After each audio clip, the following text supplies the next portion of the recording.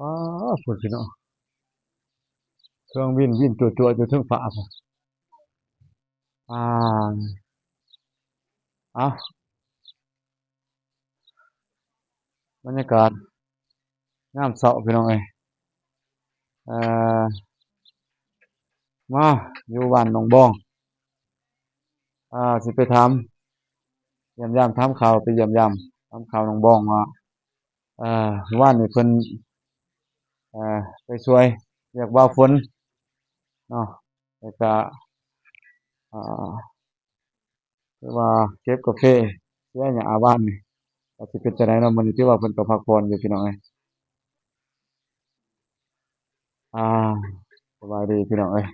เอ้ากราบทักทายสบายดีพ่อแม่พี่น้อง FC ที่น่ารักเบิดสุคนเนาะบ่ว่าอยู่ไกลอยู่ใกล้พี่น้องเอ้ยอยู่ภายในแล้วก็ต่างประเทศก็ยินดีต้อนรับเข้าสู่ช่องบ่าวผู้วง Channel คือเก่าพี่น้องเอ้ย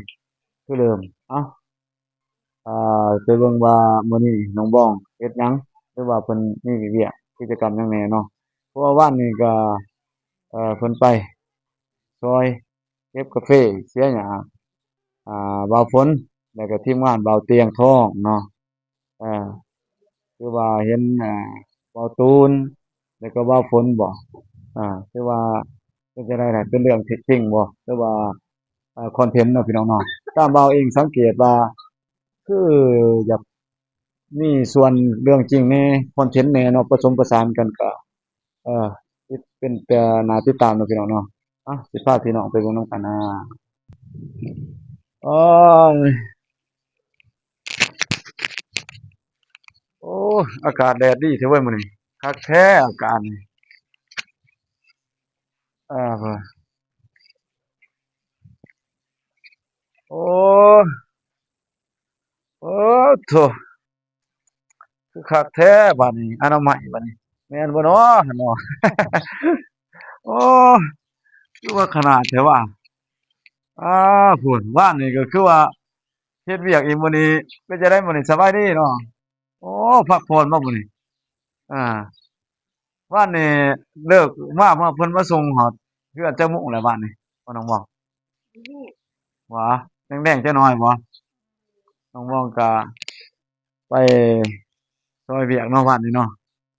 เป็นจั่งใดล่ะบรรยากาศไปซอยเวียกบ้านนี่บรรยากาศดีมากว่าโอ้ยโอ้ย FC ไผก็ถูกใจเนาะคลิปบ้านนี่มันแม่นบ่หมู่FC ก็คอมเมนต์ถล่มทลายเนาะว่าโอ้ยคือมาเฮ็ดคือแท้หมู่ว่าเนาะน้องมองคอนเทนต์น้องมองว่าคอนเทนต์หโดมู่ยก็สงสัยแหน่เว้ย FC ว่าว้าคือคักแต่ว่าคอนเทนต์แนวไหนๆโอ้ก็สนุกสนานม่วนชื่นไปเนาะ เอโดยหนูมองหมู่บ่ได้ยินเบาเตียงมาโอ้หนูมองคือเฮ็ดแต่เช้าเด้ผมว่า FC ก็แฮงว่าโอ้ยอีโตน้องมองนี่เพิ่นก็ว่าน้องมองถูกแกล้งหมู่ว่าเออเขาย้านน้องมองว่าซั่นว่าย้านว่าเตียนเพิ่นคือว่าเว้าฝนบ่มารับบ้านนี่น้องมองโดยเอทั้งเว้าฝนทั้งเบาเตียงบ่ได้แนวใดอยากให้น้องมองเล่าโดยเหตุการณ์บ้านนี่เว้าเองก็เบิ่งในคลิปก็หัวจะเจ็บบ่ท้องบ้านนี่โอ๊ยเว้าคือกันเว้าตุนก็คักเนาะเพิ่นเสิร์ฟเฮ็ดคักเนาะแสดงคักเนาะ เฮ็ดคือคักเว้ยเออคือว่าก็หลายผู้หลายคนแม่นบ่มารับโดยมีเบาเตียงแหน่เนาะเบิดทีมงานน่ะแม่นบ่โดยมีเบาเตียงแล้วก็คือว่าเห็นทีมงานลุงซารุงซาริมาเบิดต้องเดิมบ่น่ะ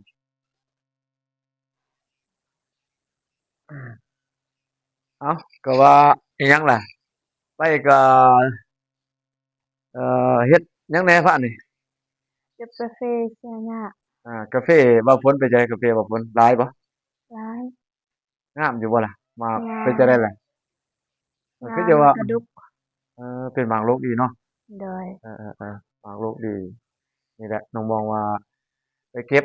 ซอยบ่พ้นดอกพี่น้องเอ้ยบ่แม่นว่าเพิ่นสิได้จ้างได้หยังหรอกแต่ว่าช่วยๆกันเนาะโดยเพิ่นก็เว้าเที่ยงบอกคือว่าในตอนแรกเพิ่นก็ให้น้ำจิตน้ำใจเล็กน้อยเนาะ บ่ได้ซื้อขนมข้าวต้มเล็กๆน้อยๆให้กันคิดเห็นกันแล้วอีโตนกันว่าซั่นซะว่าเพิ่นก็คือว่าไปเพิ่นก็โอ้ยเนาะสวนเพิ่นคักเนาะเว้าเองก็ไปก็ว้าวเว้าเองก็พร้อมเห็นคือกันคือว่ากว้างคักแท้คือว่าคักแท้เว้ยกาแฟเพิ่นก็บ่จักกาแฟแล้วก็มีอิหยังแหน่อิหยังแหละมีเผือกมีมันเนาะ โดย หลายอันหลายนี่คือว่าเพิ่นสิ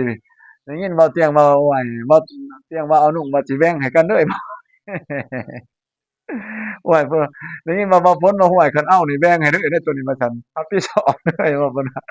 โอ้ยคักนะในคลิปอะเนาะว่าเองก็ไปเบิ่งไล่เบิ่งคลิปคือนี่จนบ่ได้นอนนี่จนดึกจนดื่นโอ้ยก็ม่วนหลายบาดนี้เออหลายเหตุการณ์เนาะบาดนี้เนาะก็ถึงไปรับมารับแล้วก็กิจกรรมอิหยังล่ะมีเก็บกาแฟแหน่แล้วก็มีอิหยังเสียหญ้าเนาะ บ้านนี้มีเสียหยังไปจะได้แต่เมื่อยบ่บ้านนี้เมื่อยหลายบ่ก็สิเมื่อยแหน่หั่นแหละแต่ว่าก็พอเฮ็ดไปเนาะของเราเคยเนาะโดยก็บ่ติดอกเว้าเองก็เมื่อยคือกันแต่ว่าบ้านนี้ก็ยังอันนั้นเด้บรรยากาศมันก็แลบ่แรงเนาะเนาะน้องมองเนาะโดยก็สิไข่แหน่น้อยหนึ่งเขาว่าแดดคือมื้อนี้นี่ห้วยคือว่าย่อยๆพู้นแหละว่าซั่นซะแต่ว่าบ้านนี้มันก็เป็นแบบอากาศครึมๆลมเย็นๆพี่น้องเอ้ยเหมาะสมแรงบ้านนี้อาน้องบ้องก็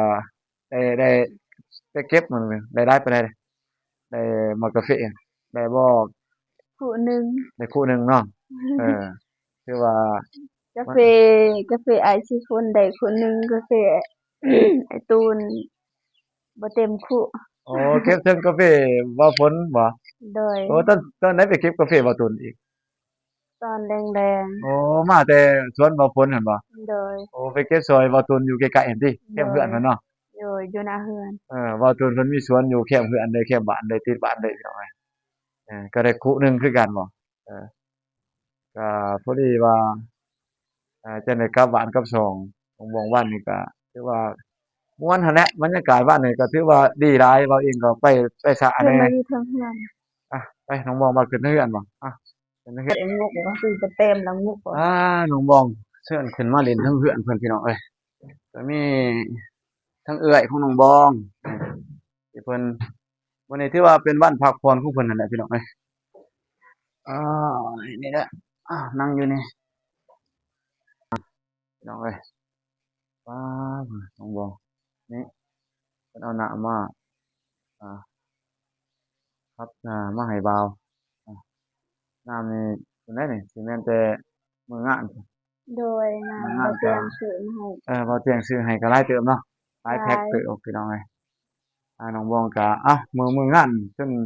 เป็นจั่งใดมื้องานก็คือก็สรวุฒิหลายเติบเนาะน้องบองโดเนาะยน้องบองก็เป็นจั่งใดมื้อนั้นมื้องานเอ่อเฮ็ดเวียกก็ถือว่าข้ามวันข้ามคืนเนาะน้องบองเนาะโด2ยมื้อติดเนาะ2มื้อ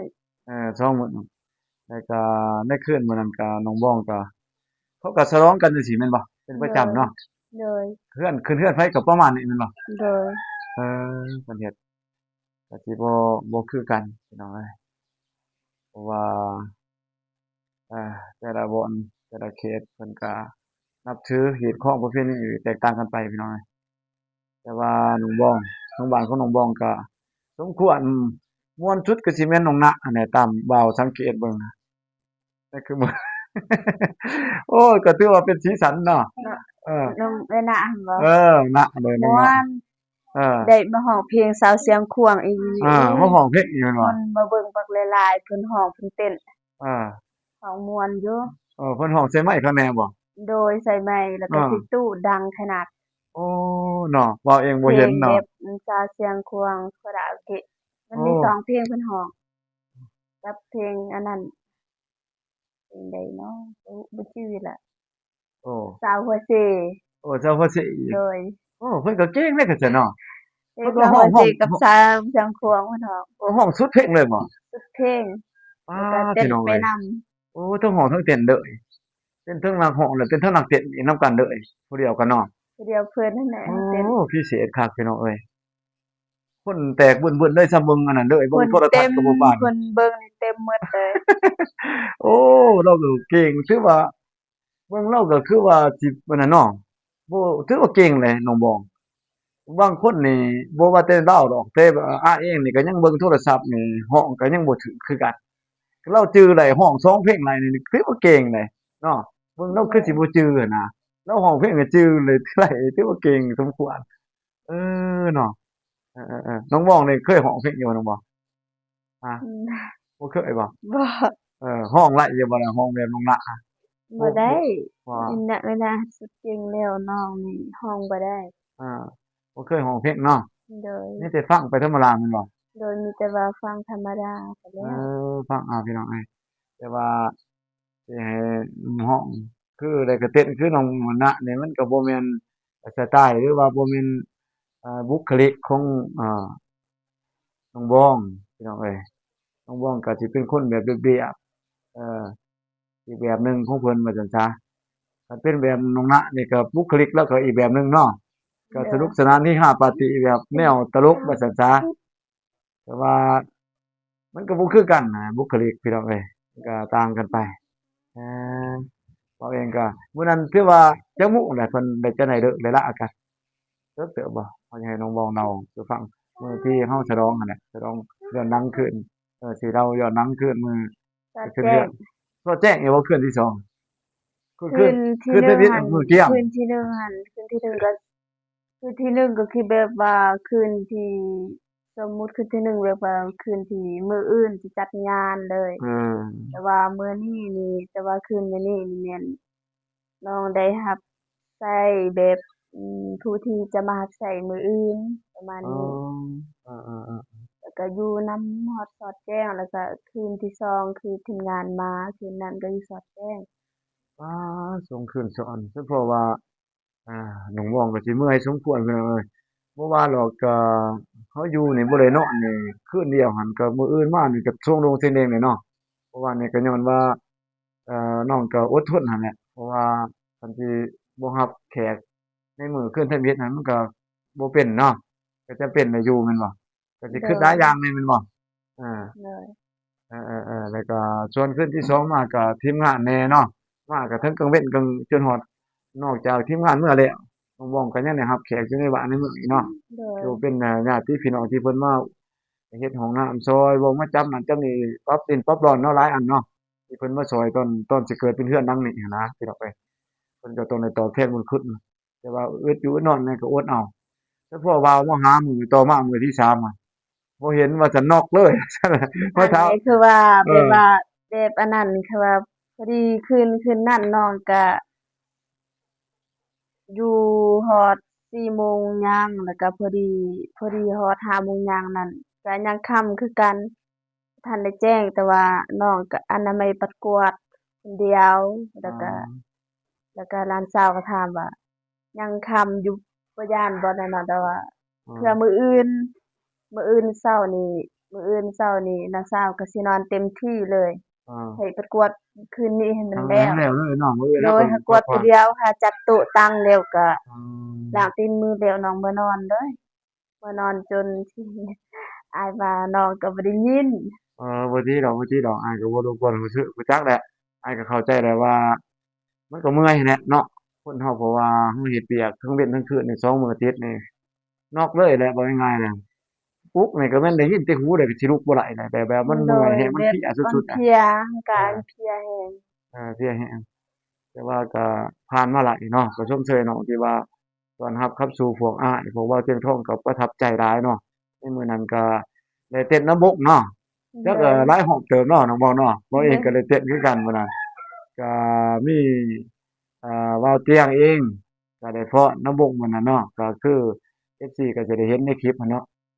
ที่ว่าน้องบ้องใส่ชุดอิหยังน่ะคือเอิ้นชุดตัวน่ะชุดฟ้อนนำวงเด้น้องชาลิก็ใส่น้องฮานก็ใส่เด้โดยชุดอยู่ประจำอยู่คืออันน้องเองบ่ได้ว่าไปยืมเขามาชุดนั้นแม่นชุดน้องไปยืมโอ้ไปยืมในหมู่บ้านนั่นนี่บ่ชุดที่น้องใส่เป็นชุดน้องเองแต่ว่าน้อง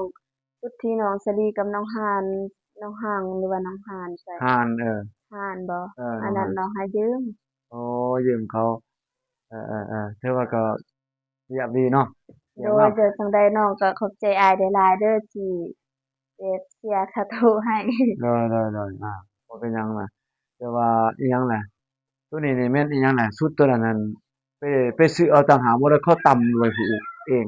สิเอาตัวชุดชุดที่ที่น้องใส่หั้นบ่แม่นแนวใดล่ะน้องเว้าสู่ฟังตำเองแล้วก็ไปตัดอยู่ห้านโอ้ตำเป็นแผ่มาก่อนแม่นบ่โดยแล้วก็ไปให้เขาตัดอีกทีหนึ่งเนาะโดยพี่น้องเอ้ยบ่แม่นว่า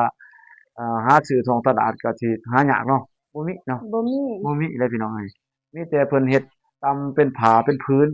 ไปแล้วก็ไปให้เขาแทกอยู่ห้านต่างหากแล้วก็ให้เพิ่นตัดให้ต่างหากพี่น้องเอ้ยนี่คือแม่นชุดชนเผ่าที่ว่าเพิ่นใส่ประจำนี่แม่นใส่ในงานใดๆงานที่ว่าเฮาใส่ส่วนใดเฮาใส่มีช่วงยามบุญบ้านบุญบ้านที่บุญมันเป็นบุญบ้านแล้วก็งานใหญ่บ่ลำอยู่ในลำอยู่แบบลำอ้อมกะลางเรือนค่ะโอ้บ่ลแม่นกะลางเรือนนะสารครโอ้นี่พี่น้องเอ้ยเพิ่นจะงานประจำปีแล้วก็ที่ว่ามันเอ่อเพิ่นเฮ็ดครบรอบ3ปีบ่ได้5ปีเนาะ3ปีบุญใหญ่ที่ว่าเพิ่น3เฮ็ดปีเฮ็ดเทื่อหนึ่ง3ปีเฮ็ดเทื่อหนึ่งแล้วก็จะมีจะนุ่งผู้ที่ว่าเนาะจะเป็นผู้สาวผู้อันนั้นเนาะที่ว่าเพิ่นมอบหมายให้บ่เลยแล้วจะนุ่งชุดตัวนั้นแล้วก็ฟ้อนรำเนาะฟ้อนรำเลยอ้อมศาลากวนนั่นน่ะบ่เลยพี่น้องเอ้ยมีโอกาสก็บางครั้งก็ถ้าฮอดยามบุญนี่ก็จะเห็นทีมงานน้องบ้องหรือว่าผู้คนอื่นๆเนาะที่อยู่ในบ้านนี่แหละเพิ่นแต่งตั้งกันไปฟ้อนไปหยังแล้วก็สิถ่ายให้พี่น้องเบิ่งเนาะพี่น้องเนาะต้องบอกว่ายังจะข้อตกไปนี่พี่น้องเอ้ยเมื่อยหลายเออแล้วก็อ้าวอยากมาเว้าเรื่องอันนั้นบัดนี้พี่น้องเอ้ยบ้านนี่ FC ผู้ใดก็ถล่มทลายคลิปที่เว้าเตียงลงเนาะได้50,000พู้นพี่น้องเอ้ยโอ้เบิ่งหลายอีหลีไผก็มักไผก็คักหลายคือหลายเขาว่าแม่นบ่หมู่ก็สิอะเนาะเขาก็สิอะไรอยู่เนาะแล้วก็อยากถามว่าน้องบ้องนี่เอ่อมื้อนั้นก็เป็นจั่งใดล่ะมื้อนั้นก็ในความรู้สึกว่ามันเป็นจั่งใดล่ะมันก็เป็นเรื่องแปลกใหม่หรือว่าแนวไหนม่วนดีบ่เด้อ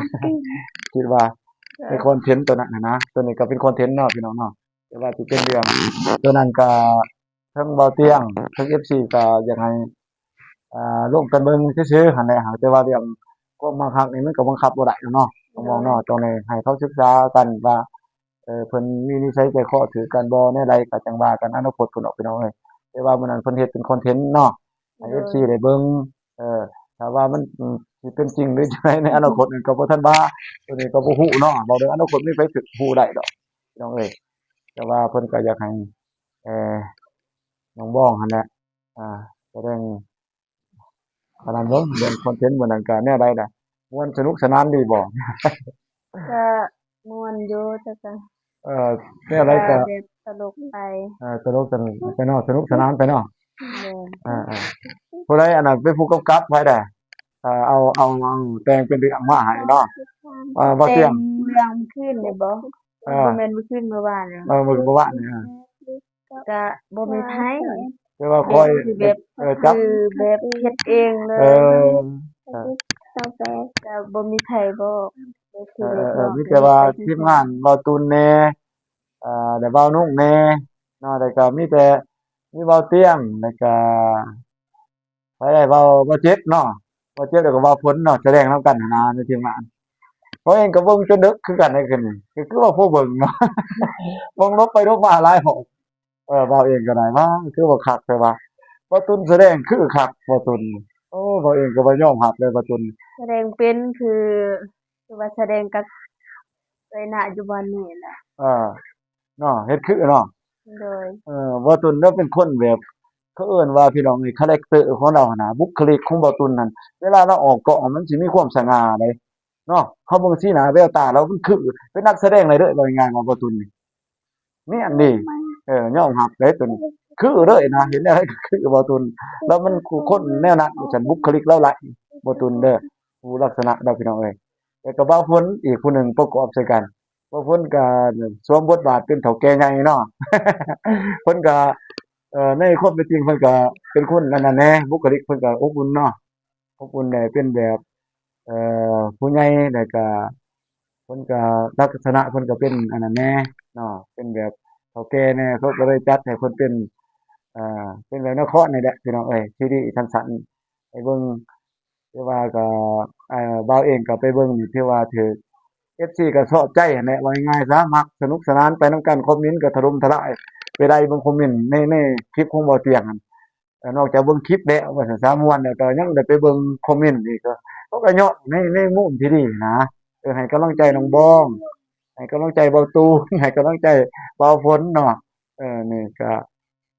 ม่วนไปพี่น้องเอ้ยก็บ่ว่ากันตัวนี้แต่ว่าน้องบองก็ได้เฮ็ดภารกิจอย่างสุดอ่าคิดว่าน้องบองก็แสดงคือหั่นแหละว่าง่ายๆว่าก็คือเลยน้องบองนี่ก็แสดงสมบทบาทคาแรกเตอร์ของน้องบองกับเบาตูนนี่คล้ายๆคือกันเนาะ เพราะว่าเพิ่นก็สิเวลาออกกองออกหยังแล้วก็ถือว่าเป็นคนนิ่งว่าซั่นซะแล้วก็หน้าตาอิหยังก็ถือว่าสีหน้าแววตามันได้คือเอิ้นว่าบ่ยากแสดงเฮ็ดมันก็คือสมจริงไปเบิดตัวนั้นแหละแต่ว่าแฟนๆมักหั้นนะเออก็ถือว่าเราก็ดีใจนำเพิ่น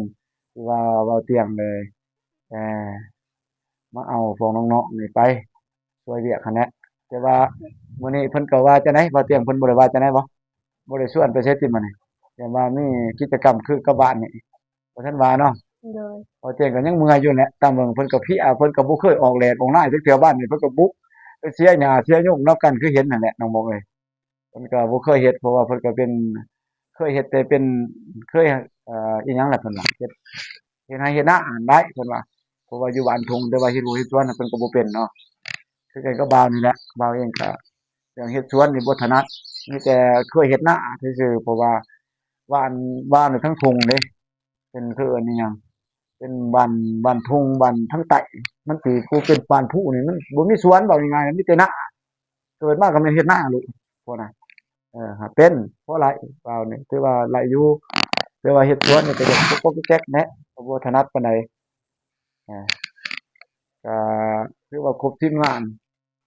ก็ได้เว้ากันจั่งใดคือว่าช่วงพักนั่นคือจังว่าได้โอ้ร่วมกันสนทนากันม่วนซื่นเนาะอยากให้น้องบ้องแสดง เว้าถึงอันนั้นมันมีอะหยังน้องเดิมเนาะน้องเดิมนี่เลาก็เป็นบุคคลหนึ่งหั้นน่ะที่เป็นมีความเป็นธรรมชาติเนาะน้องเดิม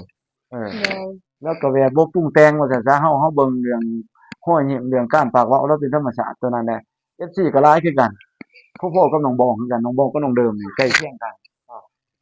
ถือว่ารังใกล้เคียงกันความรังว่าซั่นซะคันถ่ายคลิปน้องบองกับน้องเดิมนี่ไล่กระโดดคลิปต่อคลิปนี่ถือว่ายอดวิวนี่ใกล้เคียงกันพี่น้องเอ้ยมันเว้าเรื่องค่านิยมแฟน FC นั่นแหละฐาน FC ที่เขาฮักน้องบองฮักน้องเดิมข้อยเองก็ดีใจที่เพิ่นได้มาฮอดจุดนี้อาคือเห็นนี่แหละพี่น้องเอ้ยได้เรือนงามๆนี่ก็โอ้บ่ญ้อน FC หั้นแหละญ้อนผู้ใหญ่ใจบุญที่ได้ให้ความกรุณาเนาะได้ให้น้องบองมีวันนี้ที่พี่น้องได้รู้จักเนี่ยแต่ก่อนก็อยู่หลังตัวนั้นหลังเก่าแต่ว่าหลังเก่าก็ถูกปรับปรุงเนาะ แล้วก็เฮ็ดเป็นเรือนครัวพี่น้องเอ้ยพอได้แต่งอยู่พอกินนี่ก็เป็นเรือนที่อยู่อาศัยของน้องบองก็ถือว่าเอ่อแล้วก็แผนต่อไปนี่แนวใดน่ะอันนั้นเว้าเตี้ยงฝากฝังแนวใดคือจังว่าเพิ่นฝากว่าเอาคนมาอยู่นำได้เพิ่นว่าเพิ่นก็หยอกๆน้องเนาะเว้านำหยอกๆไปน้องเว้าก็สิวางแผนทำมาหากินไปซั้นแหละเนาะเอออยากว่าน้องเว้าอนาคตต่อไปก็มีแต่ว่าไปรับจ้างนี่แหละรับจ้างก่อนเนาะ โดยเว้าเรื่องอันนี้ก็บ่ว่าดอกตัวนั้นเนาะถ้าว่ามันสิแม่นครูเฮามันก็บ่ยากแม่นเนาะน้องมองเนาะโดยปกติดอกตัวนี้ธรรมชาติมันเป็นแบบนั้นพี่น้องเอ้ยคือกับเราเองคือกันเนี่ยเอ่อบ่คร้านดอกว่าสิมาไล่กับเมียเนาะอยู่นี่หั้นก็ไปได้หม้องได้บ่อนไปหั้นแหละตามภาษาหั้นเนาะแต่ว่ามันก็ถ้าสิแม่นครูก็บ่ได้ล้มกันดนอิหยังเนาะก็พ้อกันก็บ่พอเดือนพี่น้องเอ้ยถ้าเอากันเด้อไอ้ดอกบางคนก็ร่วมกันเป็นเท่าใดปีก็ยังบ่ไล่นะเฮาก็เห็นคือกันสิเป็นข่าวละล่ะในทีวีก็คือกันเนาะ มันคบกันเป็น10 ปีเนี่ยก็ยัง10กว่าปีก็ยังเด้อกันเนาะมาคบกัน4-5เดือนเอากันเด้ออีกก็มีเห็นบ่มันเป็นจังซั่นในความเป็นจริงเพราะว่าเรื่องนิ่งแนะคือเอิ้นว่าคู่ครองนี่มันก็ส่วนใหญ่มันก็คือเอิ้นว่าแนะเฮานี่มันก็คันสิได้ก็มันก็มาหั้นแหละเอาง่ายๆคันสิแม่นคู่กันมันก็ไล่กันนั่นแหละคันบ่แม่นคู่ก็สิมักกันจั่งใดก็อย่าก็ต้องได้ก็แนะกันไปอยู่กันแต่ว่าก็บ่ได้ผิดกันหรอกแต่ว่ามันด้วยความบ่แม่นบ่ใช่หั้นนะของคู่หั้นก็ไปอีกแบบหนึ่ง ตัวนั้นก็ยังเป็นเรื่องของอนาคตของน้องดอกแต่ว่าก็ดีใจที่น้องได้อยู่ในคุณงามความดีน่ะที่ว่าเป็นคนกตัญญูที่ว่า FC คิดฮอดคิดโอ้ถึงมันถามหานี่ก็คือว่านี่แหละพี่น้องเอ้ยก็ได้เห็นน้องนี่คือเห็นไปก็สร้างความสุขหลายเดะน้องมองเอ้ยเออแท้ได้แต่ว่าเองได้เบิ่งว่าเองก็เปรียบเสมือน FC ของน้องบองคือกันพี่น้องเอ้ย เราเองก็ยังไปได้เบิ่งคลิปเบาเตียงที่ว่ามีน้องบองคลิปผู้นั้นผู้นี้คือกันให้ไปเบิ่งก็รู้สึกว่าน้องบองนั่นก็บุคลิกที่เป็นตัวตนของเราแท้ๆหั้นนะกับอยู่ในคลิปหั้นมันก็อันเดียวกันพี่น้องเอ้ยจังซั่นแหละน้องบองเห็นในคลิปกับตัวจริงก็จังซั่นเนาะน้องบองนะมันก็บ่ได้แม่นว่าสิไปแต่งเอาได้เอ่อีกหลังคลิปก็เป็นอีกแบบหนึ่งบ่แม่นพี่น้องเอ้ยเราก็เป็นเรียบๆแนวนั้นพี่น้องเอ้ยเป็นคนแบบใจดี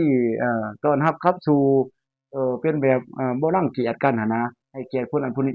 สมเหตุสมผลน่ะนี่คือตัวตนของน้องความรู้มันก็ยังเพียรสมพี่สมน้องรักหั้นแหละว่าซั่นซะนี่แหละจังว่ามีแต่ให้น้องบ้องเอ้าฝากอีกว่าหนึ่งถึงก็ข้อมูลขอบคุณผู้ใหญ่แล้วก็เว้าเที่ยงที่เพิ่นมาเยี่ยมมายามเอ้าเว้าถึงอีกจักหน่อยแล้วก็ปิดคลิปให้เด้อเอ้าได้บ่เว้าแนวใดก็เว้าตามที่น้องเว้าหั้นแหละบ่แม่นว่าน้องอยากเว้าจั่งใดก็เว้าโดยก่อนอาอื่นหมดน้องขอขอบคุณพ่อแม่ผู้ใหญ่ใจบุญทุกท่านและ FC หมดทุกผู้ทุกคนแล้วก็น้องขอบใจน้าบ่าวเตียงทองแล้วก็อ้ายเมฆที่มาเยี่ยมมายามน้องอาแล้วก็ขอบใจพ่อแม่ผู้ใหญ่ใจบุญและ FC ทุกท่านที่เป็นห่วงเป็นใยแล้วก็เอ็นดูสงสารแล้วก็ส่งกำลังใจให้น้องช่วยเหลือน้องมาตลอด อาก็ได้โดยแล้วก็ขอให้พ่อแม่ผู้ใหญ่ใจบุญทุกท่าน FC ทุกท่านจงอยู่เย็นเป็นสุขเด้อขอให้อายุมั่นขวัญยืนสุขกายสบายใจเฮ็ดธุรกิจอันใดก็ขอให้ประสบผลสำเร็จในหน้าที่การงานเด้อได้ สาธุโดยสาธุนี่แหละวันนี้ก็เว้าเองก็สิลาไปกับภาพของน้องบองเนาะพี่น้องเนาะอาไปก่อนน้องบองเอ้ยโดยแต่ว่า EP หน้ามีโอกาสก็มายามน้องบองใหม่เดี๋ยวจักหน่อยมันสิดราม่าเนาะพี่น้องเนาะดราม่าเรื่องน้องบองก็เว้าเว้าตุนนี่ก็เว้าผลอีกอ้าวเออไปก่อนพี่น้องเอ้ย